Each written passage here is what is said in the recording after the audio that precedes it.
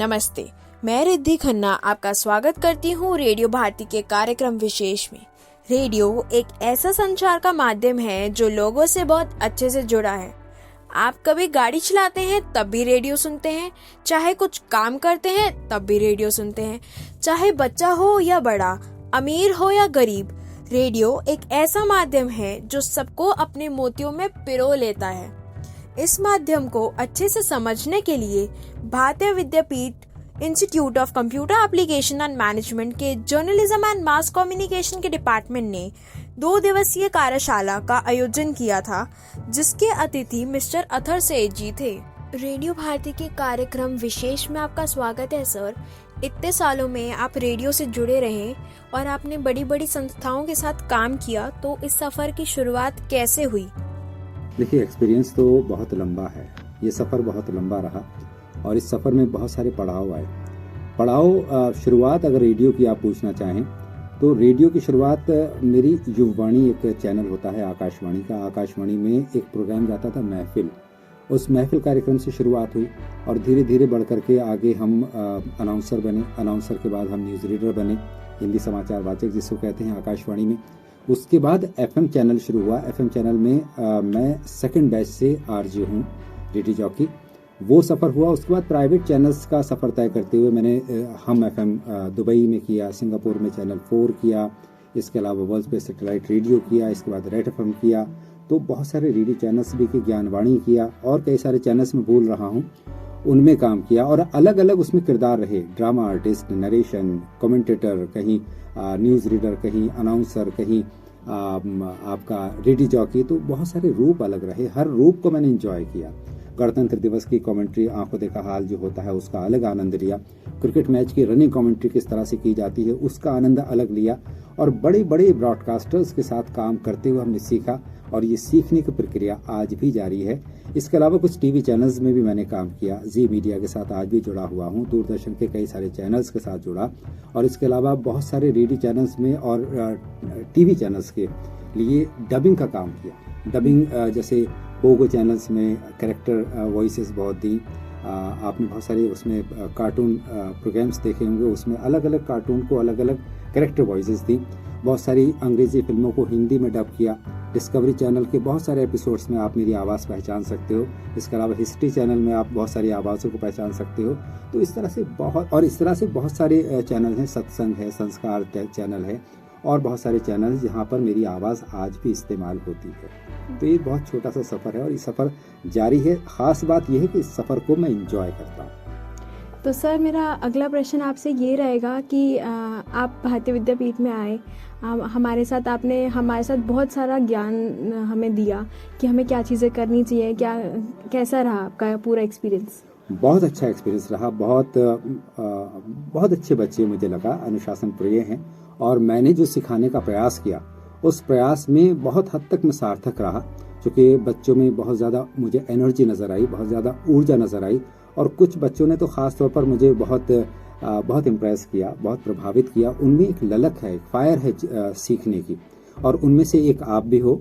और आपके साथ 2-3 स्टूडेंट और थे, उनका नाम भूल रहा हूँ, आपका नाम भी भूल गया मैं। रिद्धि, आपका नाम मैं लूँगा और इसके अलावा मेरे साथ खड़ी हैं, इनका नाम अनन्या। और इस तरह से बहुत सारे स्टूडेंट्स हैं जिन्होंने सीखने की कोशिश की, बहुत सारे प्रश्न पूछे, प्रश्न के जवाब लिए। जिज्ञासा जितनी होगी आपके अंदर उतना आप सीखेंगे। तो ये प्रक्रिया मैंने कल देखी और बहुत अच्छा लगा। बहुत अच्छा ये मेरा अनुभव रहा भारतीय विद्यापीठ आने का और ये वर्कशॉप अटेंड करने का। इस वर्कशॉप में आप लोगों को अपना अनुभव शेयर करने का मैंने भी बहुत कुछ सीखा। बाकी मैं आपसे ये पूछना चाहूँगी कि जो हमने अभी अटेंड करा और हमने प्रैक्टिकली भी सीखा कि माइक को कैसे प्लेस कर रहे हैं और किस तरीके से वॉइस मॉड्यूलेशन करनी है, कैसे बोलना है, किस तरीके से, किस लहजे से बोलना है। हर एक जैसे एंटरटेनमेंट का है तो अलग तरीके से बोलना है, न्यूज़ रीडिंग है तो उसको अलग तरीके से बोलना है। तो उसमें आपने कई बच्चों के अभी सुने, तो उसमें क्या क्या गलतियाँ थी, उसको कैसे इम्प्रूव कर सकते हैं? देखिए, हमने क्लासरूम में कल जब लेक्चर के दौरान बहुत सारी बातें कही हैं कि पंक्चुएशन कैसे लेनी है, किस तरह से नरेट करना है, किस तरह से प्रोग्राम के एतबार से अपने मूड को चेंज करना है, अपने पिच को चेंज करना है, अपने एनर्जी लेवल को चेंज करना है और किस तरह से अपने आप को उस प्रोग्राम के अनुसार ढालना है। तो वो जो हमने कल क्लासरूम में बात की थी उस बातचीत को आज हमने प्रैक्टिकली यहाँ पर महसूस किया और मुझे बड़ी खुशी हो रही है कि बहुत सारे ज़्यादातर बच्चों ने उन चीज़ों को, उन लेसन्स को याद रखा है। मिसाल के तौर पर हाउ टू फेस माइक्रोफोन, ये हमने कल बात की तो लोगों ने मुझे डिस्टेंस बताया, एंगल लेकर बोलना है इस तरह से बताया, पंक्चुएशन बताई तो लोगों ने प्रयास किया। लेकिन ये सतत प्रक्रिया है, ये एक दिन में आप सीख नहीं सकते, आपको इसके लिए अभ्यास का कोशिश करनी चाहिए। जितना अभ्यास करेंगे उतना आगे बढ़ेंगे। कहते हैं ना कि पथ क्या पथिक कुशलता क्या, यदि पथ में बिखरे शूल ना हो, और नाविक की धैर्य परीक्षा क्या, यदि धाराएं प्रतिकूल ना हो। तो आजकल के हालात में अपने आप को ढालना, एडजस्ट करना, हर प्रोग्राम के अनुसार अपने आप को ढाल लेना, ये एक अच्छे ब्रॉडकास्टर की निशानी हो सकती है। थैंक यू सर, आपसे हमें इन 2 दिनों की कार्यशाला में काफ़ी कुछ सीखने मिला और हम उम्मीद रखते हैं कि हम आपके बताए गए जो भी टिप्स आपने बताई हैं उससे हम आगे काफ़ी अच्छा कर सकें।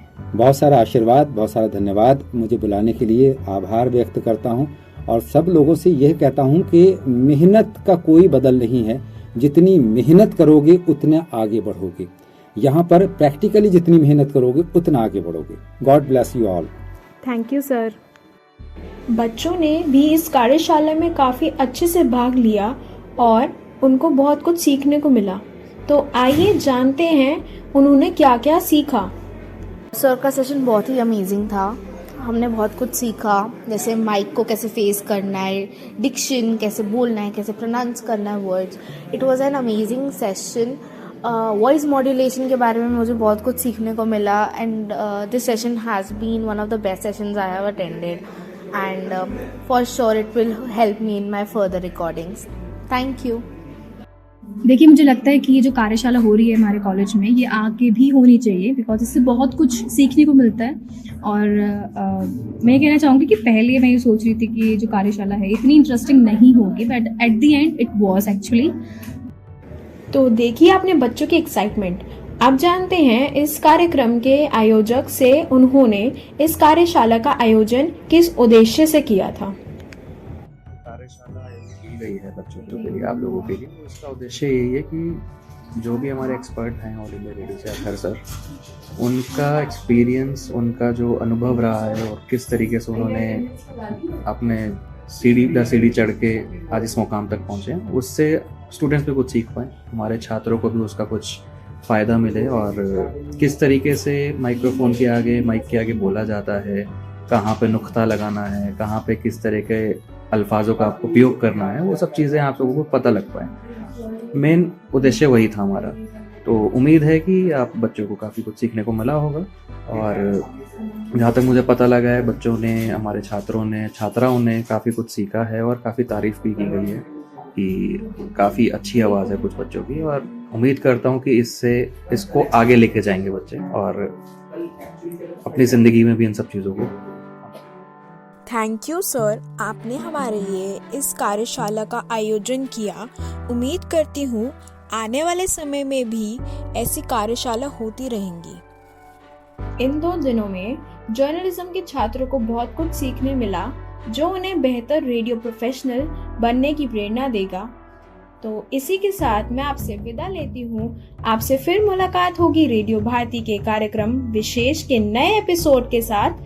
अगर आपका कोई सुझाव है तो हमारे कमेंट सेक्शन में लिखें और ये कार्यक्रम पसंद आया हो तो लाइक, शेयर, सब्सक्राइब करना ना भूलें। धन्यवाद।